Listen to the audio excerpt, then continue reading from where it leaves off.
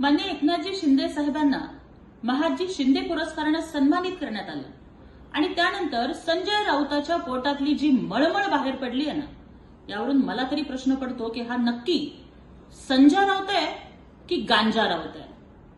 अशा कुठल्या पद्धतीच्या गांजाची हा नशा करतो की महापुरुषांना सुद्धा सोडत नाही आणि त्यांचाही अपमान करण्याची ही मस्ती या राऊतामध्ये येते तरी कुठून? दिल्लीचाही तख्त राखणाऱ्या आणि पानिपतच्या पराभवाच्या जखमा पुसून काढण्याचा पराक्रम करणाऱ्या द ग्रेट महादजी शिंदेचा अपमान करण्याचा माज तुमच्यामध्ये येतो तरी कुठून? मराठी साहित्यिकांना दलाल म्हणण्याची ही मस्ती येते तरी कुठून? आज जर आचार्य अत्रे जिवंत असले असते ना, तर त्यांनी या राऊताची जोड्यानं पूजा मांडली असती. आणि एकेकाळी ज्या पवार साहेबांची बूट तुम्ही चाटत होता, आज त्याच पवार साहेबांना, महाराष्ट्राच्या राजकारणातलं सगळ्यात धुरंधर व्यक्तिमत्व असणाऱ्या पवार साहेबांना त्यांनी कसं वागावं हे तुम्ही शिकवणार?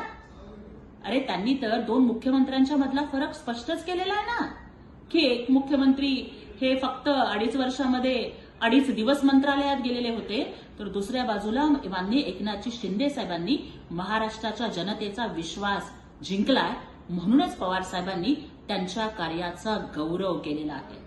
जनतेनं राऊत तुम्हाला फक्त नाकारलेलं नाही तर लाथाडलेलं आहे.